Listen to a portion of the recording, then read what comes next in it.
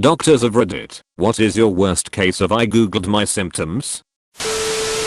I had a grade school kid tell me he had a brain tumor. Turns out he put a dried bean in his ear and forgot about it. Edit. Okay, wow. Well, to answer a few questions, the kid was 9 or 10, so no stupider than your average 9 or 10-year-old. He didn't really have a reason why, but they'd been using beans for some counting thing in math at school. I don't know what kind of bean, it was small and red. It came out with tweezers. This was years ago, and he has probably forgotten all about it, unless his mom reminds him periodically. I would. Serious answer, I try to ask my patients if they have googled their symptoms. It gives me a lot of information about what they are worried about. I then try to stay humble about their findings and try to not be a jerk about that. Trust is not built by telling people they are stupid. However, it is hard to keep a straight face when a 50-year-old male walks in and says I think I have caught the Down syndrome, or when a young woman thought she had testicular cancer. I had some weird symptoms that had gone on for years. Every single test came back inconclusive. Doctors put in psych consults and prescribed antidepressants. A few years ago, I scheduled an appointment with a neurologist. He asked what brought me into his office. I said, I think I have manuscript. Because people can't control their micro expressions, I could tell he thought I was crazy. But he was polite and ran all the tests he needed to run. 3 weeks later, he sat me down to break the news to me. You have multiple sclerosis. Now we need to talk about treatment options. I cried from relief. When you're told your symptoms aren't real, and you know they are very real, but nobody believes you, it's exhausting. That's really good of you to listen to your patients like that. In my experience, it's been the exact opposite. I told my doctor about 5 years ago I was having back pain and thought it could be a herniated disc in my L5. First few doctors told me it was all in my head. One doctor accused me of pill seeking. Eventually I found a doctor who actually sent me to get testing done. First thing he did was send me for blood work. Nothing interesting there. Eventually I convinced him to order me an MRI. Keep in mind I had been seeing this guy for almost a year now before he finally gave in. Turns out I had, you guessed it, a massively herniated disc in my L5. I get that I'm not a doctor, but I don't understand why it was such a pain to get an MRI. Thank you for listening. I correctly diagnosed myself with Stevens-Johnson syndrome after using a clindamycin cream on 1 inch square of skin 2 times. I'd seen a resident in the nursing home who had Stevens-Johnson's from a supplement a family member was sneaking them. Unfortunately, it took a while to get it figured out. Since I get a lot of weird reactions to meds, I made myself familiar with the symptoms, just in case. The doc seemed a little doubtful at first, but after relating my symptoms and the exam, they pumped me full of Benadryl. The doc said that, if I'd taken an oral dose instead of topically, I probably would have perished. Not a doctor, but when my fiance said he was having chest pains, and when he breathed, it crackled, I googled and all of the symptoms lead to serious illnesses such as a collapsed lung. Thought nothing of it, diagnosed it ourselves as an allergy and didn't go to a doctor till later in the day. It was in fact a fully deflated collapsed lung.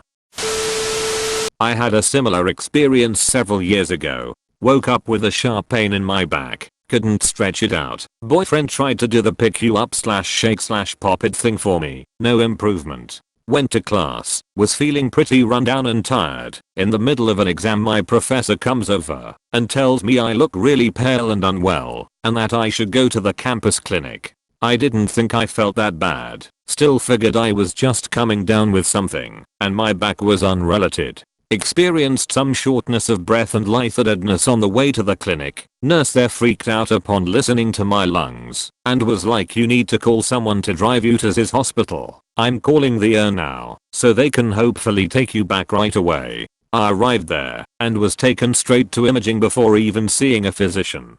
Discovered lifting my arms above my head was sheer torture and sobbed my way through the x-rays. Collapsed lung. Full of fluid, no other symptoms, walking pneumonia. Very surreal because up until then I just felt a little tired and my back hurt.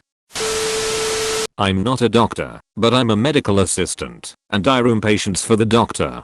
This is in the occupational health field, and we had a young gentleman come in who was pretty sure he had a groin hernia according to his Google search. He said he'd been lifting produce crates and experienced sharp, overwhelming pain in his groin. The doctor came back out after seeing him and was clearly fighting laughter by the time he got to the desk. Turns out the kid had chlamydia, which had caused things to become swollen, and just happened to get symptomatic while he was at work. Not a doctor, but in 2013 I was feeling awful. Shaking, puking/dry heaving, shaking, excruciating, and debilitating pain. Went to the ER, had blood work done that I never knew what it said, and the doctor told me it was a gallbladder attack, gave me pain meds, and sent me home.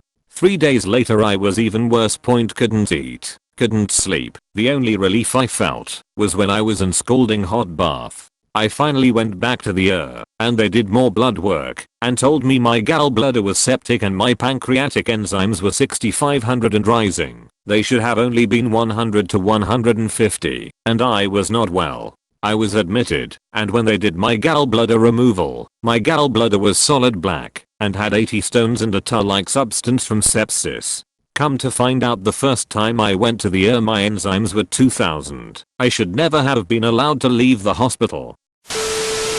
This is almost 100% the same thing that happened to me 2 years ago. Ever since then I've been wondering how much of an influence your own behavior has on how urgent your doctor thinks your case is. I felt like I was dying back then. In fact I was, but I wouldn't show it, even without painkillers and a week with almost zero sleep. My doctor even told me that according to the test results it looked like I might not make it through another 24 hours if I didn't get surgery right away. But because I seemed completely fine and unaffected to him, he told me to just go home and come back tomorrow. I came back 2 hours later. After the surgery, the doctor told me the only reason he told me to go home was because even though I communicated all my problems, vomiting, sleep deprivation, hallucinations, the pain of my life, etc., I did it in such a casual and calm way that he thought I'd be fine, even after he saw my lab results.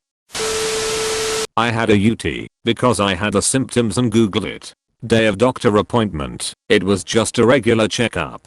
But I asked for a UT test since I explained how I was feeling. Convo went like this: could it be possible to request a UT testing? I've been feeling the symptoms of burning when I pee and some discomfort. How do you feel now? Any pain? Well, no, not at the. Well, if you did have a UT the symptoms wouldn't go away, you are fine. 2 or so days later I get a full-blown kidney infection from a, who would have guessed, a UT sent out a complaint. Frick that bit, doctor. I always ask for a test if I'm suspicious of anything, and I have them document it if they say no from now on. That was a horrible experience. Edit. I'm so sorry so many of you experienced similar stuff. But hey, glad we made it. Thanks for the upvotes. I suspected I had a chest infection, so I visited a walk-in clinic. Doctor said it was allergies. I asked him how. Do I have a fever then? He said, oh, your body temp is probably just a bit elevated from sneezing and such. He gave me some allergy medicine and I went to the pharmacy across from the clinic to fill it. There were 3 other people there, all visibly very unwell. Every single one of them were given the same allergy medication. The pharmacist assistant always reviews the meds with the patient before they leave. 2 days later, I was feeling worse and went to see another doctor. Turned out to be full-blown pneumonia. I was on a variety of high-dosage meds for weeks after that. I can't remember that doctor's name and have long thrown away the allergy meds he gave me, but I wish I could remember so I could complain.